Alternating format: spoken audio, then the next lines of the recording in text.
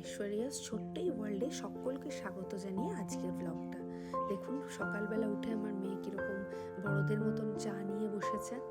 ও হলো দুধ খেত আগে, তো দুধ খেয়ে দুপুরবেলা খেতে বসলে 2 ঘন্টা সময় লাগায়, তাই সকালবেলা একটু আমাদের সাথে হাফ কাপ চা দিই। চা বিস্কুট খেয়ে ওকে একটু পরেই আমরা ভাত দিয়ে দিই।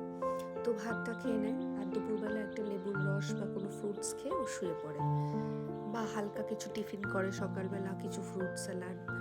তো সেদিন আমার পার্ক স্ট্রিট যাওয়ার ছিল, আমার 2টো লিপস্টিক আর কয়েকটা কসমেটিক্স নেওয়ার ছিল। পার্ক স্ট্রিটের বড় শোরুমটায় গিয়েছিলাম, নাইকার শোরুম ছিল এটা।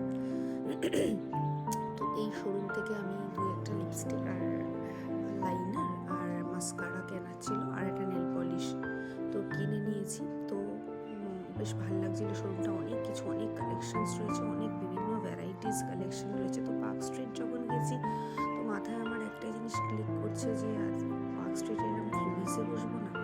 তো যাবো, তার আগে একটা বাটার শোরুমে গেছিলাম, আমার একটা জুতোর দরকার ছিল কমফিটের।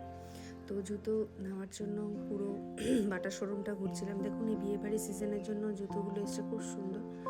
তো একটা কমফিটের জুতো নিয়ে আমি সোজা পার্ক স্ট্রিটে চলে গেছিলাম ফ্লুরিসে বসে এবং সাদামাটাভাবে 1 কাপ লেবুর চা নিয়ে শেষ করলাম আজকের ভিডিও।